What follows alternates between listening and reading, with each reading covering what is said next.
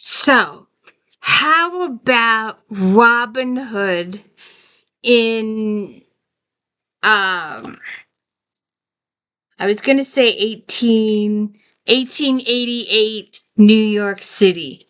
How about that for Robin Hood? Do you think he could do any good in 1888 New York City? Welcome to the D. Louise book series. I'm Christina Kostina. This is where we read books and talk about books. No special effects, no theme music, none of that fancy smancy stuff going on here. And of course, my thumbnails are a little on the inadequate side. I'm trying really hard, but obviously I'm not catching your attention. So no one is watching my videos. But anyways, if you are a fan of Alyssa Maxwell, if you are a fan of Victoria Thompson, um, Shellman, her series, there's a couple others. I didn't write them down. Check out my videos for all of them. In one of the videos I do a list, and I forget which one it was, of the authors that are similar to Alyssa Maxwell and her Newport series. And this is very similar to that series. It's got the same kind of dynamic. And it's been in my to be read file, and I'm like, I kept putting it off and putting it off and putting it off because I really thought it was a standalone. Now I have since learned that there are 4 books in this series. And I was lucky enough to pick this it was staring at me and I picked it up. So there are I made my spreadsheet because with it I didn't make it at first, and then I realized that there were additional books and that when I come back to read this, it may not be for a little while till I can get my hands on the other books. Because I usually wait till I collect them all before doing a binge read. But I didn't realize this was a series until I started reading it. And then I researched and I was like, oh, there's already 4 books in it. That's okay. So I had to go, I went back and I started making my spreadsheet of who everybody is. And, because usually, I like to know who my characters are. I just did that other one a couple of days ago. Fiona, maybe. And I came in on book 23, and the first part of the book was all the catch up with the family stuff. And it occurred to me by the time I finished doing the review that if I had started with book 1, then I would have thoroughly, absolutely 100% enjoyed the catch up in the beginning. But because I didn't know who any of these people were, I was like trying to write down all these people and trying to keep track of the relationships because I didn't know who was important and who wasn't important and what was the story. And by the end of that, I was like, oh, next, I might go back and read book 1 and do that series and then reread that book again, and I may like it. But without knowing because I didn't start at book 1, that's why you can't start a series at book 30 or 40. You have to start from book 1 and read it that way. So anyways, Gaslight by Deception, Katie Belli. And it's book 1 in the series. The other 4 are Betrayal on the Bowery, Treachery on 10th Street, and Opulence and Ashes are the others. And we start off with Robin Hood is stealing from the poor. And he is stealing necklaces, jewelry, and other items from the wealthy. And supposedly, we don't have this documentation, using the money from the stolen items to help the poor peoples. And he writes after the merchandise is stolen, he then writes an article to the newspaper and sends them a letter. This is the person I stole the merchandise from, and this is why I stole the merchandise from them, because they are all this kind of negative stuff. And then he signs it Robin Hood. So we have our heroine, Guinevere, whose pen name is Polly Palmer.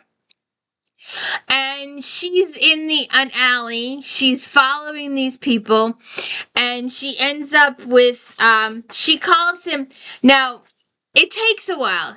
She makes up nicknames. She sees this guy, and she calls him Pineapple Waistcoat. And she refers to him as Pineapple Waistcoat for a couple of chapters, because she discovers him with these two guys. They eventually see her, and they eventually talk her into going on her way. But there's also a dead body there.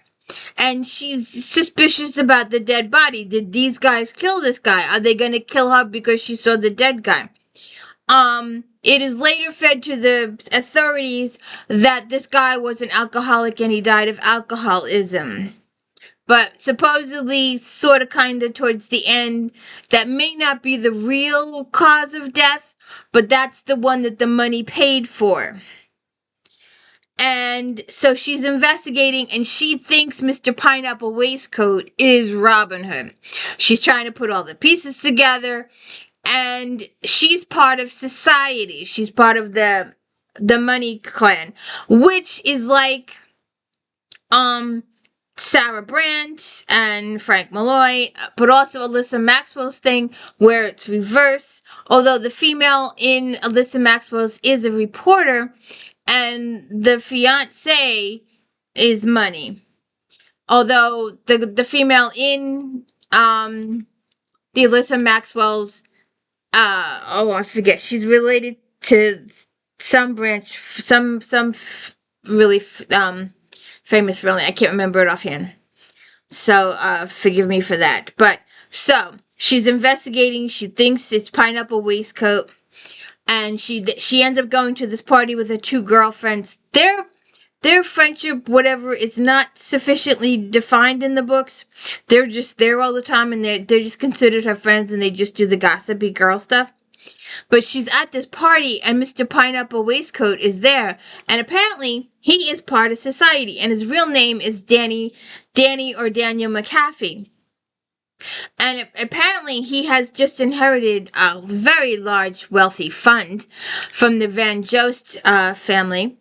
And so it's a mysterious how or why he inherited all this money and what his real background is. And so they develop a friendship. She meets Rupert, who is engaged to Esmeralda Bradley, and Rupert is he's got a title. He's the 6th Umberland or something. But he has no money, so he's marrying Esmeralda for her money, and Esmeralda knows that this is a little bit of a business arrangement. This is what her parents want for her, so she's doing what her parents want. Apparently, her mother wants her to have a European English title, and Rupert needs the money, so it's a match made in heaven. And so, Genevieve is investigating the Robin Hood thing. How did my notes get turned upside down here? So, she ends up talking with Daniel. He ends up confessing who he is. And she's also... Where is that paper?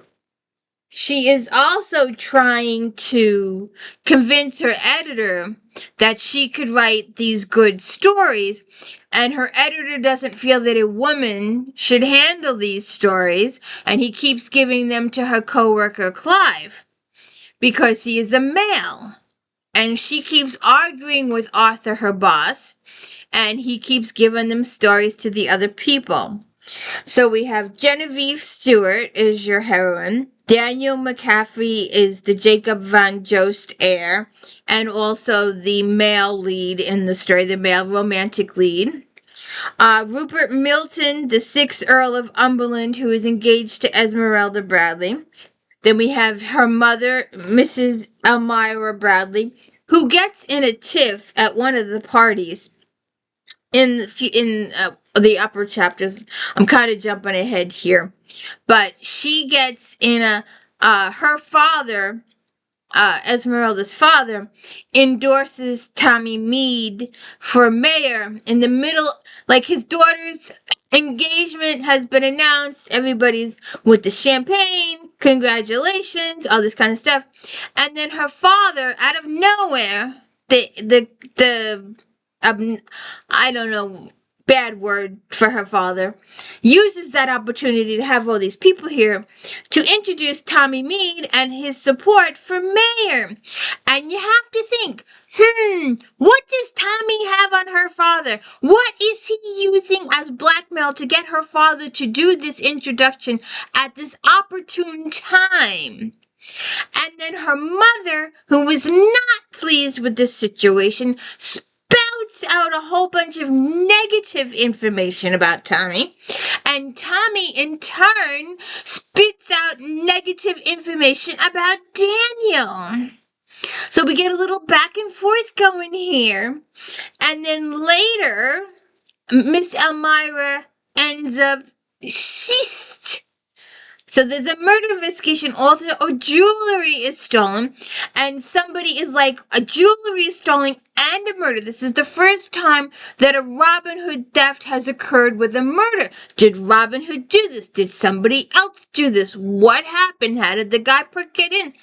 There's all these questions out there. Then we have Ted Beekman. He is Genevieve's ex-fiance. Her mom is a little bit of an activist, a suffragette, a little bit. It's a little early for the suffragetting, but her mother's an activist. She does a lot of protesting. She's trying to do all this stuff and be active.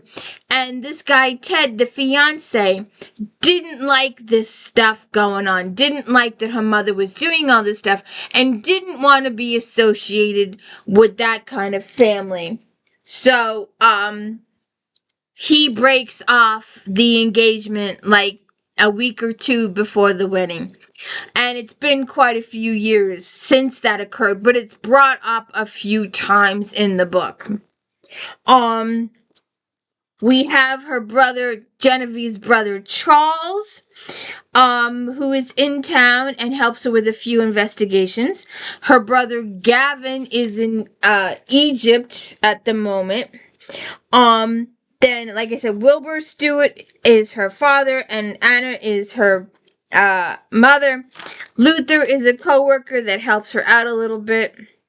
Arthur is her editor and boss. Clive is the co-worker who has his own agenda. Every time she wants a story, she goes to Arthur, I have this great story, I have this information, I have the inside track, I was there at the party when it happened, I was there when Elmira called Tommy out in the middle of everybody, I can write the story. Oh no, female can't write the story. Oh no, it's gotta go to Clive. So it goes to Clive, and Clive gets the credit. And then, so Sarah Huffington was a victim of the theft. Miss Pauline Jones was a victim of the Robin Hood. Winston and Bitsy Collins were a victim of the theft. So you have 30 characters I'm keeping track of during the story.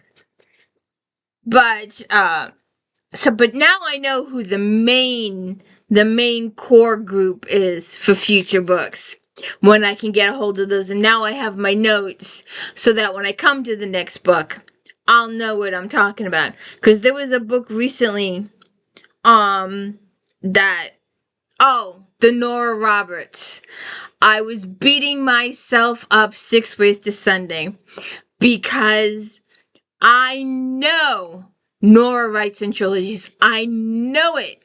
But the temptation to read The Inheritance was great. So I read the book, and after the book, I was kicking myself 6 ways to Sunday because it's just a small portion. She hasn't even started to get the rings yet. Anyway, and then I just did The Mirror the other day. Please check that out. I'm bitching and moaning and yelling at myself for failure to be strong and avoid temptation in reading The Mirror.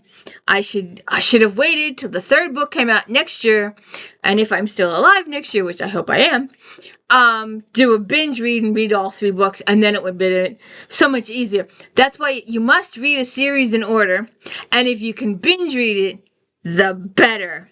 I like to come into a series already established. So this has got 4 books, so that's not too bad.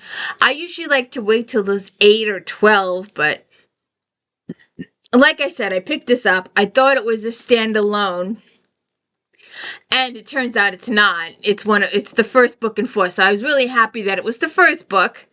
Sometimes you pick up the 5th or 6th book, and then you have to go hunting for the other ones, because I'm not going to read the 5th or 6th book in a series. I'm going to wait. I'm going to write down the listing of the other books and then get the other books and read the series in order. But this was good, and I'm going to make an effort to get the other books, the Betrayal on the Bowery, Treachery on the 10th, and Opulence and Ashes. I'm going to make an effort. And I want to see what happens with Daniel and Genevieve in their romance. They don't even kiss in this book. It's purely PG. Or G even. Well, except for the murders. And they're not even, they're not very gruesome at all. So, if you could please hit the like and subscribe, I would appreciate it. Always be positive in your reviews. If you can't be nice, please don't say anything at all. I did this thing the other day, and I said I have these boxes, and people gave me thumbs down. I was like, I was so upset. But anyways, I'm digressing here. But if you could please hit the like and subscribe and let me know I'm doing a good job, I'd really appreciate it. Don't forget to check out Star Trek Next Generation recaps on Friday, my If Then episodes on Friday afternoon, and Flashback Mondays, every Monday where we talk about the books in this magazine. And I've got some really old If Thens coming up, or unboxings coming up, should I say. So, don't forget to check out my daily book reviews. I read as fast as I can. I'm up to like 3-4 books, sometimes 5 books a week. So you get your book review, you get Flashback Monday and Star Trek recap and If Then Fridays, but then Tuesday, Wednesday, Thursday, Saturday, and Sunday you get a book review. Have a good night.